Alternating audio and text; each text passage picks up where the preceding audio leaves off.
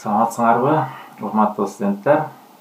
Анда биз силер менен бүгүнкү кезектеги видео сабагыбызды баштайбыз.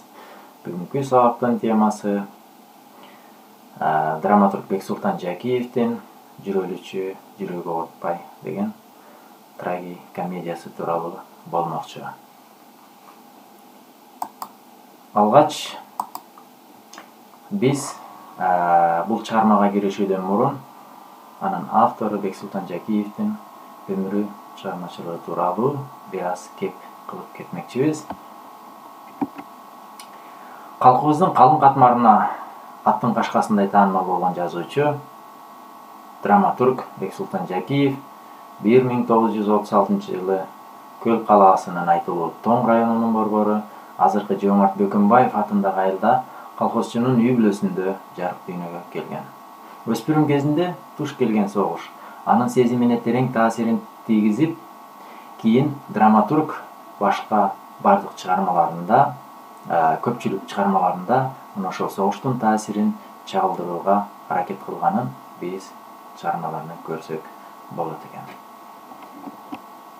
Мектептин жогорку класстарында окуп жүргөн маалында Бексултан Жакиев драмалык ийримдерге жан дили менен катышып, окуучулардын күчү менен коюлган Жусуп Турсбековдун Ажал ордуна пьесасында, Жомарт Бөкөнбаевдин Алтын кыз, Кубанычбек Маликовдун Биз баягы эмеспиз драмаларында башкы каармандын ролун жаратып, чебер аткарып, жаш артист атка конгон экен.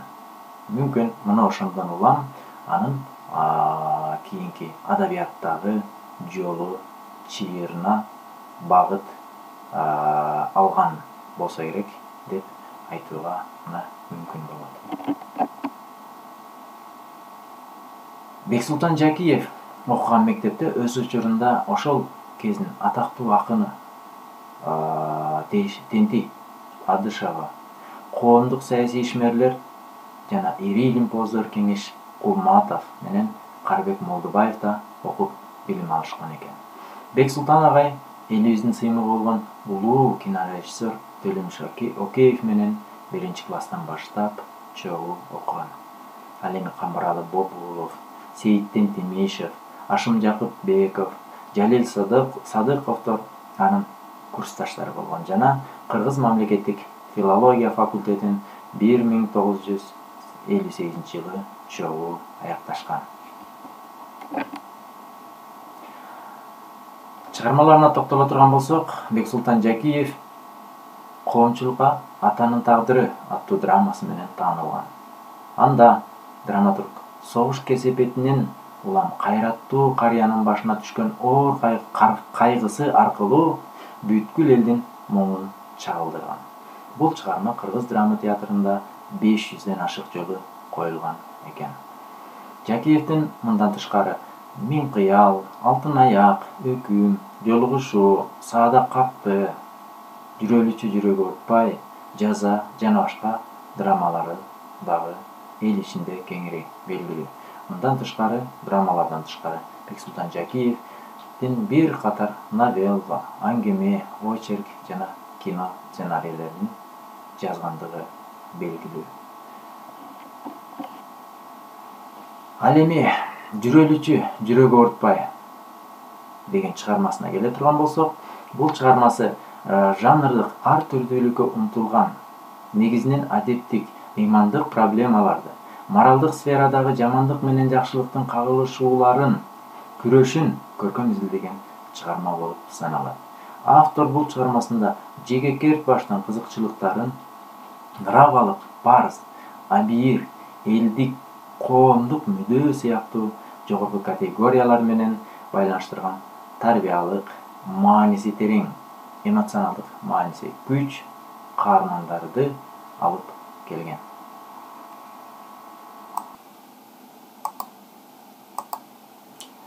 Аталган чыгарма кечээки көчмөндүк дүйнө менен цивилизациянын, глобалдашуунун кагылышынан келип чыккан терс илдетти көркөм чагылдырып, күлдүрүп, кайгыртып жатып ыйманга чакыргандыгы, философиялык түрдө ойлонууга түрткөндүгү менен күчтүү.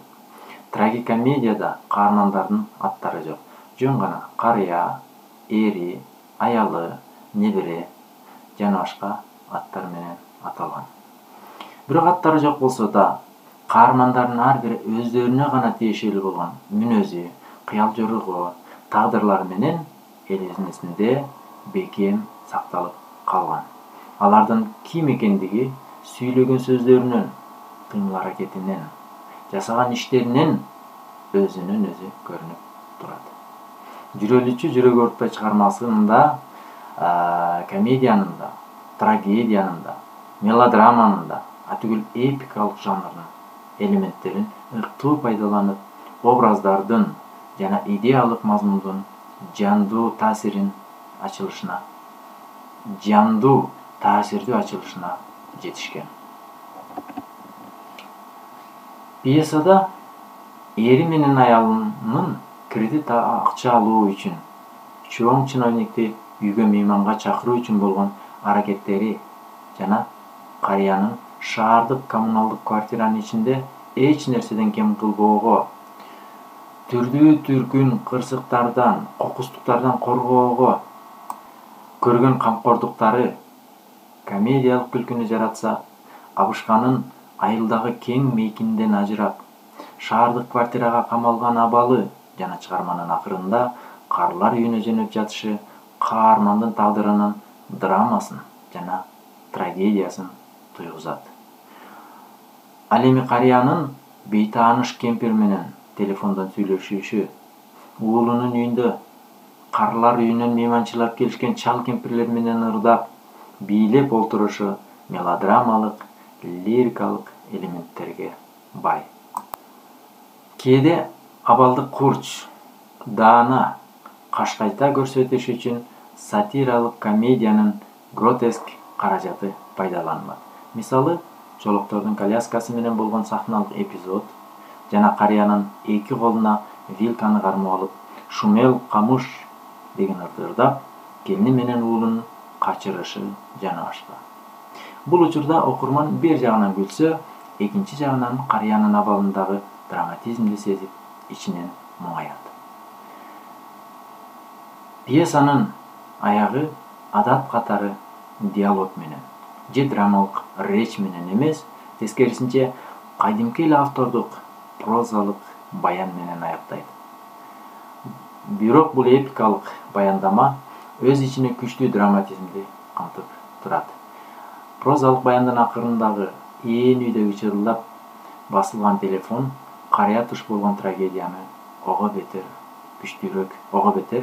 таасирдүүрөөк сездирет. Муну Шентибек Султанжакиев түркүн жанрлардын элементтерин жуурулуштуруп пайдалануу менен чыгармасында берейин деген маани мазмунду замандаштарына кыйла таасирдүүрөөк жеткирүүгө жетишкен. Муну ошол жүрөлчү жүрөгү оорутпай деген чыгарманын ички маани мазмунун, анын таалим, тарбиялык жаатын карап көрө турган болсок, окурмандарга бир топ таасирдүү келет. Жана биз бул чыгарманын ички мазмунун, жалпы окуялардын өнүгүшүн, сүрөттөлүшүн бир нече макалдар аркылуу берүүгө аракет кылдык. Демек, эки абышка, 3 байбиче, бир эрди катын, бой тарткан небере кыз, баш аягы 8 киши катышкан 2 бөлүмдүү трагикомедиянын мазмунун макалдар аркылуу кыскача чагылдырып көрөлү. Алгач бизде Кыргызда ат эне көөнү балада, баланы көөнү талаада деген жакшы макал бар. Муну ушул макалды биз жүрөлчү жүрөгү оорутпай комедиясындагы болуп жаткан окуялардан көрө алат экенбиз. Автор мындагы окшош тагдырга туш болуп, уул келининин үйүнө батпай, аргасыз карылар үйүндө күн көргөн каармандардын тагдыры аркылуу мына ушул ойду ачып бергендигин көрсөк болот экен. Тактап айтканда, ал жердеги карыя гана эмес, чал деген каарман, сыпайы кемпир жана күлкүчү кемпир, мына ушул тагдырлар окшош болгон адамдардын окуясы аркылуу, тагдыры аркылуу ушул макалды даана чагылдырып бергенин көрсөк болот экен.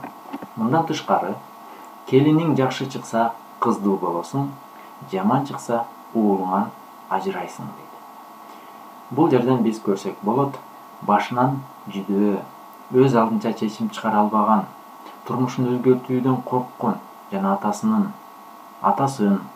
атасынын үйүн сатпай коюуга эрки жетпеген уулуна туш болгон келини биротоло акча үчүн адамдык баалуулуктарга көз жумуп, карыяны уулунан ажыраткандыгын ушул чыгармада автор чагылдырып бере алган. Өз агасын агалай албаган бирөөнүн агасын сагалайт деген дагы бир таалим, тарбиялык мааниси күчтүү макал бар бизде. Мына ушул макалды биз ушул чыгармадан көрө алат экенбиз. Башкача айтканда, адам эң биринчи урмат менен мамиле кыла турган адам бул атасы менен энеси. Эгер өз ата энесин сыйлай билбесе, башкалардан эч качан сый көрбөйт. Акча табуунун айласын кылган менен карыянын уул келининин ою ордунан чыкпаганы аркылуу драматург турмуштун мына ушул улуу чындыгын так чагылдырып бере алгандыгын биз көрсөк болот экен. Ата энеңе кандай мамиле кылсаң, ошону балдарыңдан көрөсүң дейт. Автор бул чыгармада карыянын уул келини атасына кылган мамилесин жалгыз кызынан көргөндүгү тууралуу ачуу чындыкты берет. Себеби уул келини үлгү болуп, татыктуу тарбия бере албаганынан улам, алардын жалгыз кызы алыс жолго чыгып жатып дагы ата энесин сыйлап, бир ооз кабарын айтып койбойт. Мындан тышкары, теңи менен деген бир мааниси терең, жакшы макал бар. Мына ушул макалдын мазмунун биз ушул чыгармада көрө алат экенбиз.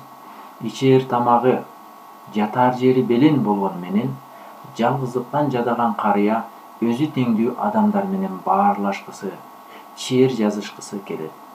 Себеби ал куракта этке тойсо да кепке тойбой, уул келининин жылуу үйү ага алтын капастай эле туюлгандыктан карлар үйүнөн келген кемпир-чал менен кошо кетип калат. Ошентип, чыгаан драматург Бексултан Жакиев жүрөлүчү жүрөгү оорутпай трагикомедиясында мурда кыргыз турмушунда жат, карлар үйүндө ата энесин тапшыруу жөнүндө ойго келбеген көрүнүш заманыбыздагы социалдык гана эмес, нравалыктагы кризис экендигин мына ушунда баса көргөзгөн. Мына ошентип биз бүгүн силер менен Бексултан Жакиевдин жүрөлүчү жүрөгү оорутпай деген трагикомедиясы менен тааныштык. Ал эми силер бул чыгарманы толугу менен окуп, андагы каармандарды, андагы окуяларды, андагы каармандардын бири-бирине кылган мамилелерин дагы тереңден түшүнүп, дагы өзүңөрдүн ой пикириңерди айтасыңар деген үмүттө биз бүгүнкү сабагыбызды ушуну менен жыйынтыктайбыз. Баарыңарга ийгиликтүү күн каалайбыз. Демесе, ушуну менен биз коштошобуз силер менен. Ал эми дагы баса белгилеп айта кетүүчү нерсе, бул драматург Бексултан Жакиевдин өмүрү, чыгармачылыгы тууралуу жана дагы биз бүгүн өткөн тема жүрөлчү жүрөгү оорутпай чыгармасы тууралуу мына төмөндө көрсөтүлгөн булактар аркылуу таба аласыңар. Мына ушул булактар аркылуу пайдаланып, бул чыгарманы толук окуп чыгууңарды сунуштайбыз. Ошондой эле анын автору драматург Бексултан Жакиев менен жана анын өмүрү, чыгармачылыгы, чыгармалары менен кеңири таанышып чыксаңар болот. Дагы бир жолу баарыңарга ийгиликтүү күн каалайбыз. Ушуну менен биз коштошобуз.